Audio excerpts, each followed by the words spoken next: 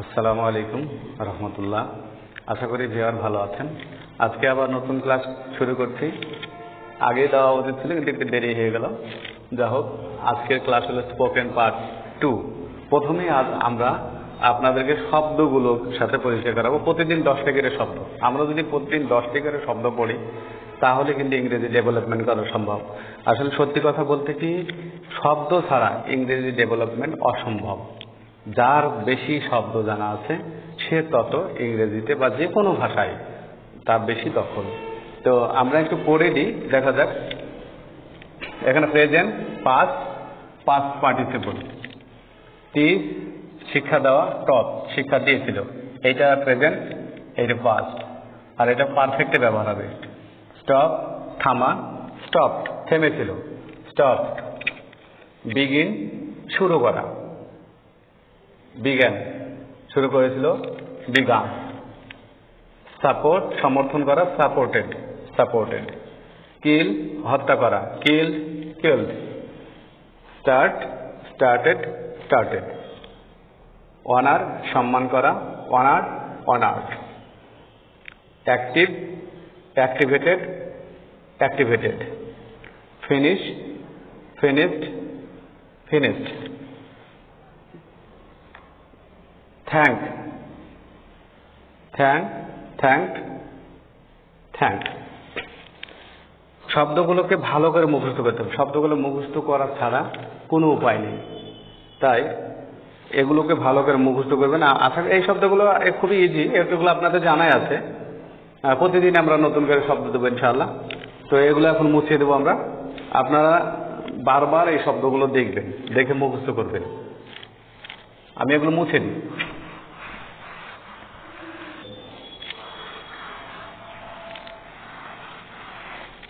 গতদিনে আমরা 3টা ফ্যাক্টরের সাথে একটু পরিচিত হয়েছিলাম। 1 নম্বর subject, verb one plus extension ছিল।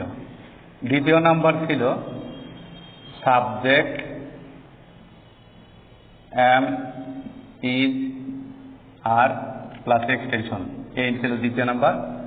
আর 3য় নাম্বার ছিল subject, can plus verb one plus extension ছিল। আমরা আজকে প্রথম স্ট্রাকচার নিয়ে কাজ করব। প্রথম স্ট্রাকচার নিয়ে আমরা আজকে কাজ করব। পর্যায়ক্রমে আমরা 3টা স্ট্রাকচার শিখবো ইনশাআল্লাহ। তবে আজকে আমরা প্রথম স্ট্রাকচার নিয়ে আলোচনা করি। একটু মনোযোগ দিন প্লিজ। প্রথম স্ট্রাকচারে আমরা প্রথম ক্লাসে বলেছিলাম এইটা কাজ বোঝায়, এটা কাজ বোঝাতে ব্যবহৃত হয়। তো কথা বলার সময় মূলত 4টা এক্সপ্রেশন বেশি প্রয়োজন হয়। সেটা হলো কি, স্বাভাবিকভাবে বলা, যেটা বলে অ্যাফার্মেটিভ, হ্যাঁ বোধক, না বোধক, নেগেটিভ যেটা না বোধক, তারপরে প্রশ্ন করা, ইন্টারোগেটিভ, এবং প্রশ্ন করা এবং না স্বীকার করা। যেমন প্রশ্নবোধক, নাবোধক, প্রশ্নবোধক, অথবা প্রশ্নবোধক, নাবোধক, যেটাকে বলা হয় ইন্টারোগেটিভ, নেগেটিভ। এই 4টা জিনিস আমাদেরকে জানতে হবে। কথা বলার সময় এই 4টা জিনিসই প্রয়োজন হয়। তো আমি এখান থেকে এগুলো শেখানোর চেষ্টা করবো ইনশাআল্লাহ। প্রথমে আমরা দিচ্ছি নেগেটিভ। নেগেটিভ মূলত আগেই বলেছি যে এদের অক্সিলিয়ারি ভার্ব হলো ডু। Auxiliary verb do. মূলত একটাই অক্সিলিয়ারি ভার্ব থাকে, সেটা হলো এটা, এই প্রেজেন্ট ইনডিফিনিটেন্সের, সেটা হলো ডু। তাহলে ডু দিয়ে আমরা এখন কাজ করব। দেখা যাক, সাবজেক্ট ডু এর সাথে নট। আর এর আগে আমরা বলেছিলাম যে হি, সি, ইট আর একটি নাম। তাহলে এই 4টা হলো থার্ড পারসন সিঙ্গুলার নাম্বার। এদের জন্য এখানে একটা ডাজ নট বসবে, ডাজ নট। তারপর ভার্ব ওয়ান প্লাস এক্সটেনশন। এইটা হলো স্ট্রাকচার। এই স্ট্রাকচার অনুযায়ী আমাদের সেন্টেন্স তৈরি করতে হবে ইনশাআল্লাহ। তো আমরা একটা উদাহরণ দিই। প্রথমে আমরা অ্যাফার্মেটিভ লিখবো, তারপরে নেগেটিভ করবো ইনশাআল্লাহ। প্রথমে অ্যাফার্মেটিভ, তারপরে নেগেটিভ। হি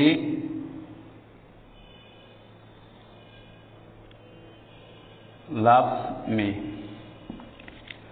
যেহেতু আমরা বলেছি থার্ড পারসন সিঙ্গুলার নাম্বারের বেলায় এই ভার্বের সাথে এস বাই এস যুক্ত হয়, যেটার সাথে এস বাই এস যুক্ত হবে সেটা নির্ঘাত বুঝতে হবে যে এখানে ডাজ নট বসবে। যেমন তাহলে বসবে কি, হি ডাজ নট লাভ মি। খেয়াল করেন এখানে কিন্তু আর এই এস যুক্ত নেই। এখানে একটি খুব সহজেই আমার মনে হয় আপনারা বুঝতে পারছেন যেখানে আর এস যুক্ত নাই। আবার শি কুকস ফুড। খেয়াল করেন এখানে সে কি কুকস ফুড, আমার মনে হয় আপনারা সহজে বুঝতে পারছেন যে কুকস মানে এই এখানে একটা এস যুক্ত আছে, তাহলে এখানে কি বসবে, ডাজ নট বসবে। আপনারা বুঝতেই পারছেন ইনশাআল্লাহ। তো does not, she does not cook, এইখানে আর হলো এদের এস যুক্ত হবে না, যেহেতু দুইয়ের সাথে এস যুক্ত হয়ে গেছে। She does not cook food, এখানে বলছে যে হি লাভস মি, সে আমাকে ভালোবাসে। এটা হচ্ছে কি, এটা হচ্ছে স্বীকার করা, অ্যাফার্মেটিভ। আর এখানে বলছি he does not love me, সে আমাকে ভালোবাসে না, এখানে অস্বীকার করছি। এখানে বলছি শি কুকস ফুড, সে রান্না করে। আর এখানে বলছি she does not cook food, সে রান্না করে না। মানে একবার বলছি করে, একবার বলছি করে না। এই যে স্বীকার করা এবং না স্বীকার করে, এটাই হলো আপনার হলো নেগেটিভ। যাই হোক, নেগেটিভ আমরা এবার অন্য পার্সন দিয়ে দিব। যেমন I learn English, learn English, এটা স্বীকার করছি কি যে আমি ইংরেজি শিখি। এখন এইটাকে যদি আমরা নেগেটিভ করি তাহলে কি হবে, এবার বলুন তো আপনারা ভেবে দেখি। যে যেহেতু এটা থার্ড পারসন সিঙ্গুলার নাম্বার না, সেই জন্য এখানে বসবে হলো কি ডু নট। দেখেন সাবজেক্ট আমরা ঠিক রাখবো, সাবজেক্ট, তারপরেই সূত্র অনুযায়ী ডু নট, তারপরে এই যে ভার্ব, এই যে ভার্বের প্রথম ফর্ম যেটা দেওয়া আছে সেটাই লার্ন, বাকি অংশ কি ইংলিশ। ভিউয়ার, আশা করি আপনারা বুঝতে পেরেছেন। যদি না বুঝতে পারেন তাহলে কমেন্ট বক্সে আমাকে কমেন্ট করে জানাবেন, তাহলে আমি আরেকটু সোজা করে দেব। আরেকটা উদাহরণ দিই, উই সাপোর্ট হার, আমরা তাকে সমর্থন করি, আমরা তাকে সমর্থন করি। এইটাকে যদি নেগেটিভ করি তাহলে কি হবে, যেহেতু এটা থার্ড পারসন সিঙ্গুলার নাম্বার না, এই চারটার মধ্যে পড়ে নাই, সুতরাং এখানে ডু নট হবে। শুধুমাত্র এই চারটা হলে ডাজ নট হবে, তাছাড়া সব ক্ষেত্রে ডু নট হবে। তাহলে উই ডু নট সাপোর্ট হার, এ হয়ে গেল we do not support her, negative হয়ে গেল। আশা করি নেগেটিভ আপনারা বুঝতে পেরেছেন। এবার আমরা যাবো হলো ইন্টারোগেটিভে। এগুলো বারবার দেখবেন।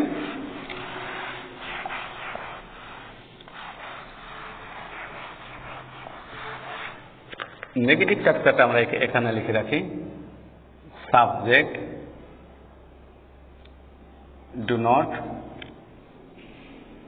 Does not, verb 1 plus extension. এবার ইন্টারোগেটিভ চ্যাপ্টার লিখবো আমরা। প্রথমে ডু অথবা ডাজ, সাবজেক্ট, মূল স্ট্রাকচারটা হবে ভার্ব 1 প্লাস হলো প্রশ্নবোধক চিহ্ন। এটা হলো নিয়ম। তাহলে আমরা কয়টা ফরম্যাট পেলাম, 1 2 3।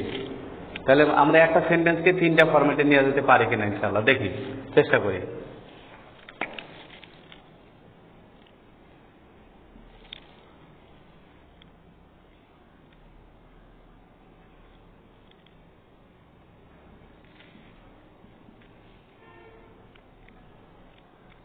এখন আমরা লিখলাম she cleans her house, she cleans her house। তাহলে এখানে সে কি করে, তার বাড়ি পরিষ্কার করে। এইটা পেলাম হলে এখানে, এখান থেকে আমরা এখানে আসবো। তাহলে কি লিখবো? She does not clean. Clean থেকে কি ক্লিন হলো? Her house. খেয়াল করেন যে এখানে সাবজেক্ট দিয়েছি, এই যে subject does not, verb on, এই ভার্ব অন এখানে দিলাম, বাকি অংশ এক্সটেনশন এখানে হলো। এবার আমরা এই সরাসরি এখান থেকে ইন্টারগেটিভ চলে যাবো। ইন্টারগেটিভ আসলে কি হবে? প্রথমে ডু অথবা ডাজ, যেহেতু থার্ড পারসন সিঙ্গুলার নাম্বার এর জন্য ডাজ। এবার প্রশ্ন করছে ডাজ হি, এই যে ক্লিন, এখন আর এস হবে না, clean her house. Clean her house, এখানে একটা প্রশ্নবোধক চিহ্ন। এখানে দেখব যে স্ট্রাকচার অনুযায়ী does, subject, verb one, extension, প্রশ্নবোধক চিহ্ন। এখানে একটা ইন্টারগেটিভের উদাহরণ দিয়ে দিয়েছি, আশা করি যে আপনারা বুঝতে পারছেন। এবার আমরা অন্য পারসন দিয়ে দিব, যেমন দে হলো third person plural number. Singular মানে একটি, আর প্লুরাল মানে একের অধিক, অনেক হতে পারে। সেক্ষেত্রে থার্ড পারসনেরও প্লুরাল নাম্বার হলো দে। থার্ড পারসনের প্লুরাল নাম্বার দে। এখানে দুইজন ব্যক্তি আছে, তাহলে they work in the office.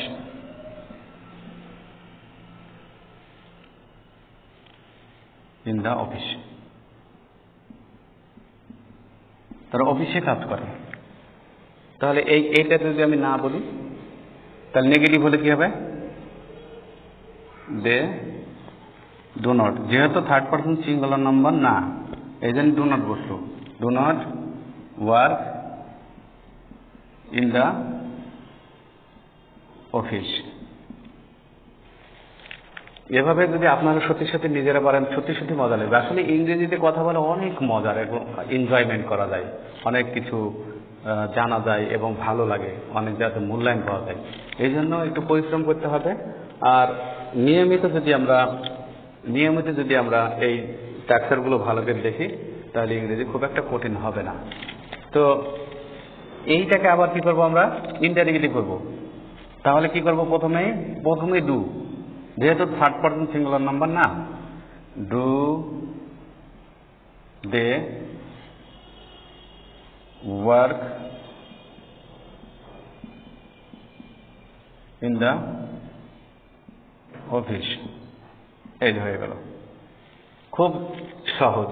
আসলে ইংরেজি একটু ভালো করে চেষ্টা করলে খুব একটা কঠিন না, যদি আমরা একটু করে ভালো করে চেষ্টা করি। তো আমরা এখানে শিখলাম হলো ইন্টারগেটিভ আর নেগেটিভ। এবার আরেকটা ফাংশন আছে কি, যে নেগেটিভ ইন্টারগেটিভ ফাংশন।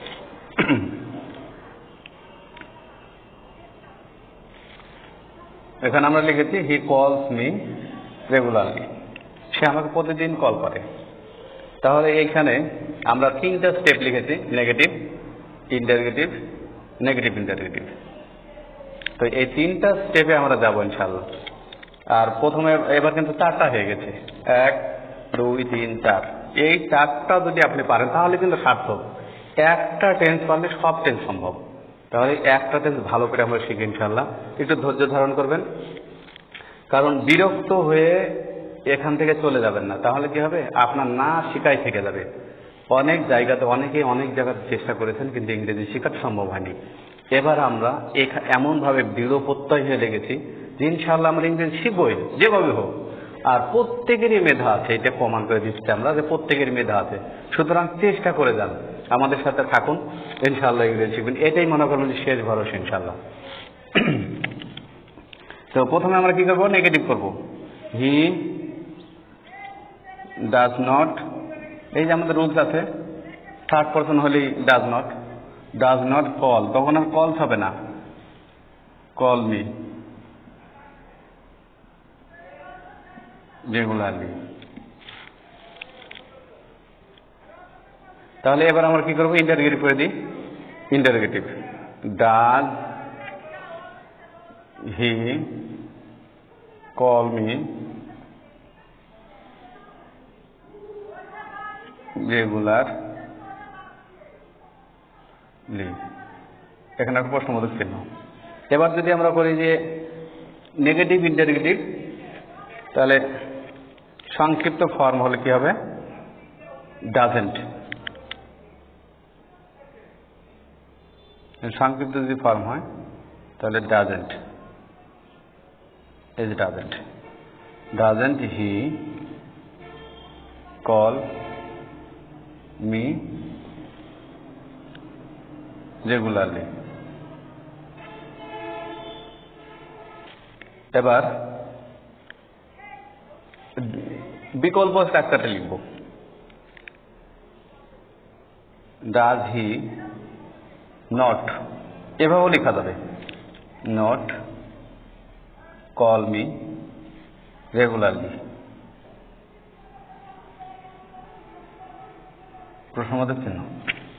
আপনাদের বাসায় যদি কোনো স্টুডেন্ট থাকে, ছাত্রছাত্রী থাকে যারা প্রাইভেট পড়ে বা বিভিন্ন ক্লাসে পড়ে, তারা ভিডিওটা দেখলে আরো বেশি উপকৃত হবে। কারণ টেন্সই হলো ইংরেজির প্রাণ।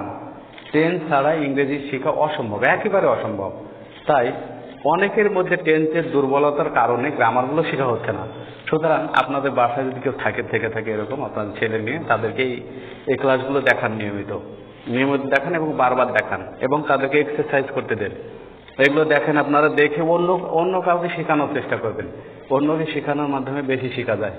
তো এগুলো আমরা দেখালাম আপনাদেরকে, চারটা স্টেপ দেখালাম। এই স্টেপগুলো ভালো করে যদি আপনারা নিজেরা করেন তাহলে ইংরেজি শিখে যাবেন সাবলীলভাবে ইনশাআল্লাহ। কেবল আমরা 2টা ক্লাস করলাম, এরপর যখন 10টা 12টা ক্লাস করবেন তখন আপনি এমনি স্বয়ংসম্পূর্ণ হয়ে যাবেন। তো আসুন আমরা সবাই ইংরেজি শিখি, পিছিয়ে পড়ার আর সময় নেই। আপনি যে পারেন এটা প্রমাণ দেন, আমরা সত্যি সত্যি পারি এটা প্রমাণ দেবো। আর এতদিন যে আমরা ইংরেজি শিখি নাই, ইংরেজি শেখার একটা ওয়ে পাই নাই। আসুন এই সহজ পদ্ধতি ইংরেজি শিখি, এবং আপনারা এই ইংরেজি শেখার জন্য আপনাদের বন্ধু বান্ধব যারা আছে তাদেরকে সহায়তা করুন।